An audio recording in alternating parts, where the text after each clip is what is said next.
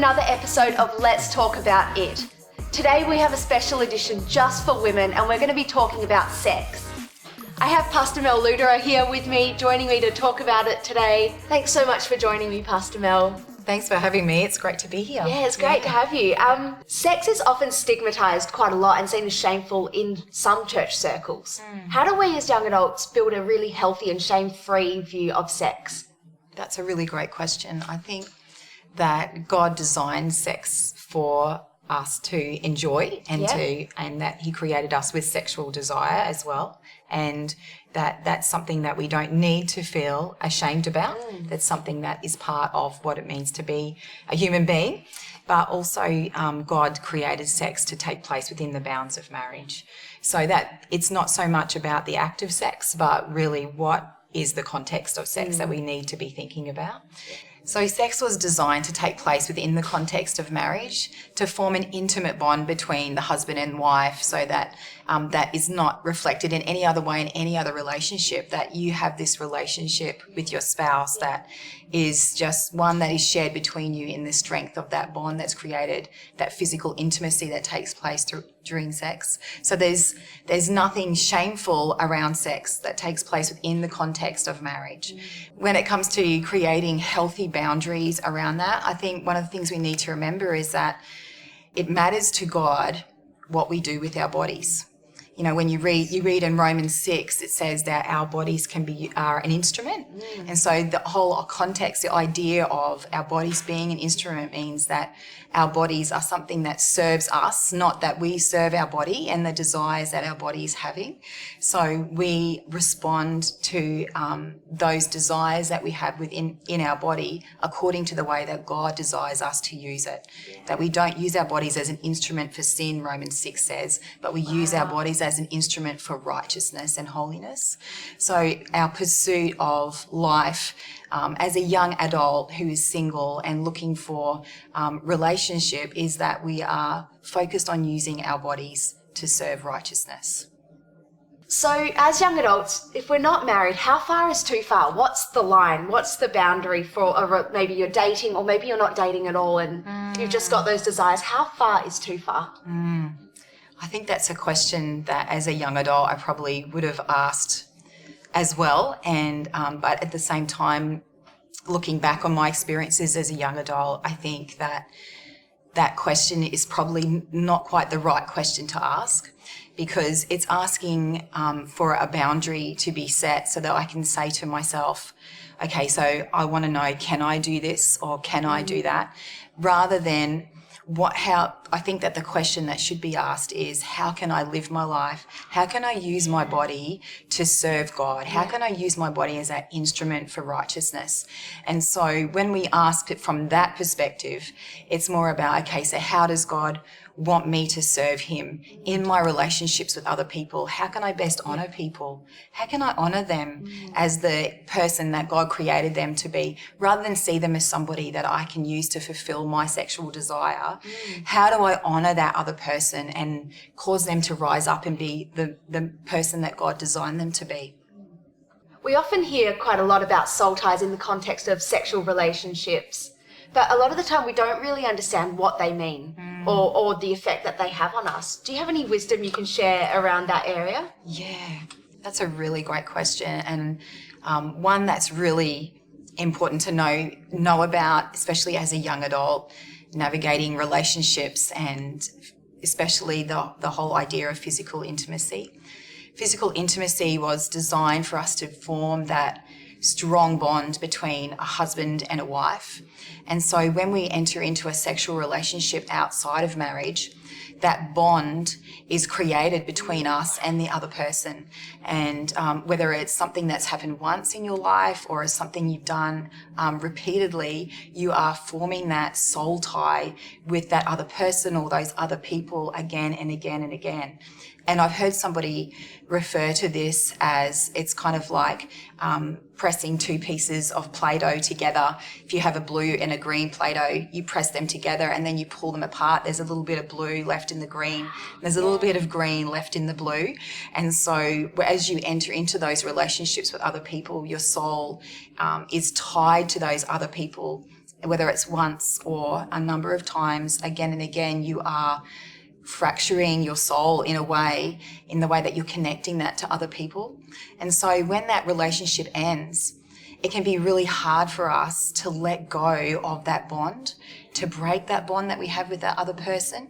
And that's why you see those instances happen where somebody can be in a really dysfunctional relationship, but they find it really hard to break away because that physical intimacy has taken place and the soul tie that's in there is causing them to find it very difficult to leave or to end the relationship.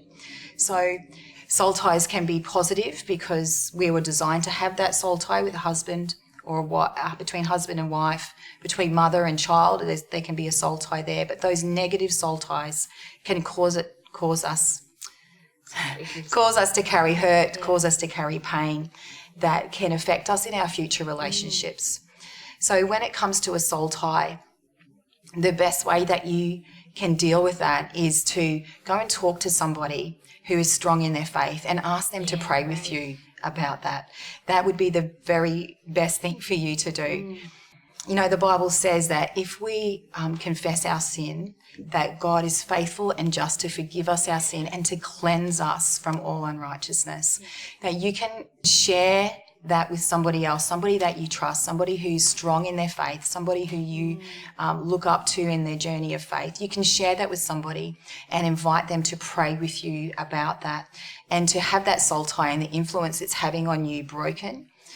That is a really great step for you to take spiritually, but there's also a physical side to it as well. Okay. So if you are have been in that intimate relationship with somebody else, perhaps what you need to do as well is give yourself distance from that person.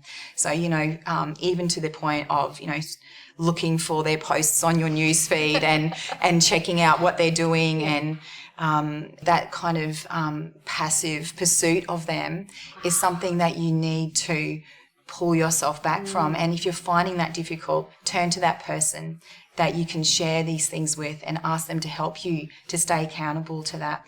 And that will help you to be able to distance yourself from the relationship and to let God to heal and restore your heart and bring you back to that place of wholeness and righteousness before Him.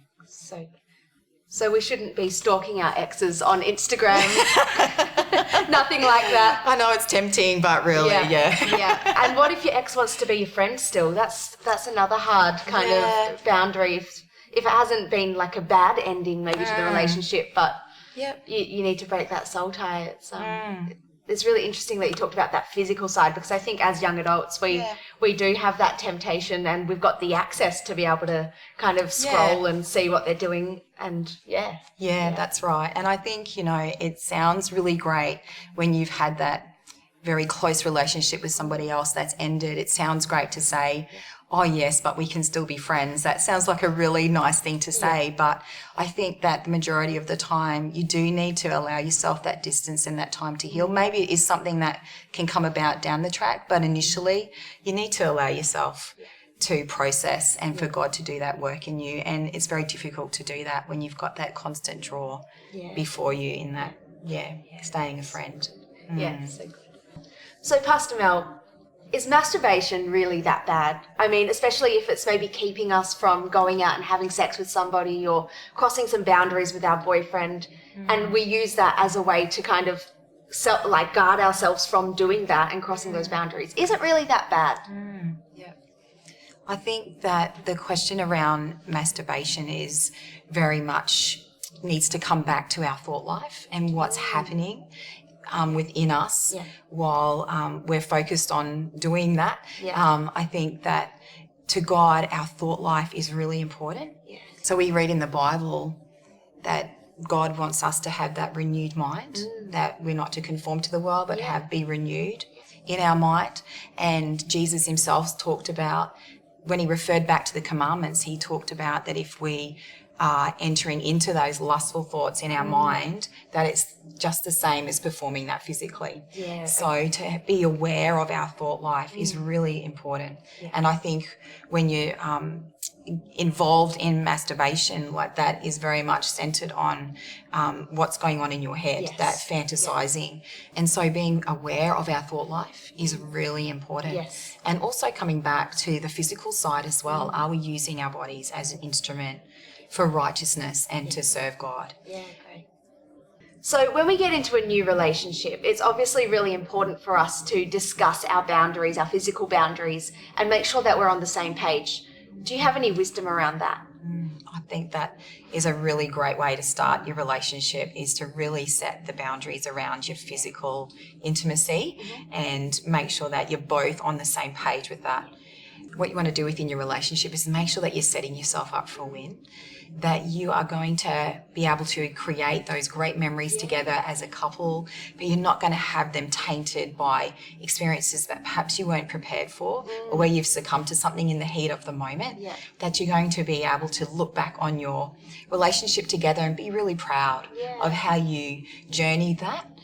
So I'd really encourage young adult couples to speak about these boundaries together right at the beginning of your relationship, right from the outset, that you're both on the same page, and be really aware of the situations that you place yourself in, where you are going to be really honouring of each other. And caring about the direction that your relationship takes. So establishing those boundaries really carefully around what you do together. When it comes to going out together, perhaps even traveling together, that you really consider how that is going to play out right down to the finest detail, and even having somebody that you can be accountable to in that process. I know that as a young adult myself, I didn't journey those things well and often left it to whatever happened kind of happened. And so I found myself in situations that later I regretted. And so I think it's really important to lay down those ground rules. I actually, in hindsight, I wouldn't travel alone with somebody that I'm in a relationship with, just because you're placing yourself in a situation where there's nobody else around to keep you accountable, and where you can really easily fall into something in the heat of the moment. I think that traveling and socializing with your friends and doing it together as a group is a really great way just to really get to know each other and create those great memories together. But you're doing it in an environment where there are boundaries in place. There's other people around you that are going to keep you accountable. And so you set yourself up for a win, for a really wonderful relationship together that has great memories. That's fantastic. Well, thank you so much, Pastor Mel, for your incredible wisdom and joining us on this episode of Let's Talk About It. It was so good to have you here. Great. Thanks for having me. I hope that was helpful. It was amazing. Great. Thanks for joining us for this episode of Let's Talk About It. Make sure that you subscribe to our channel and like our Facebook and Instagram page so that you don't miss an episode.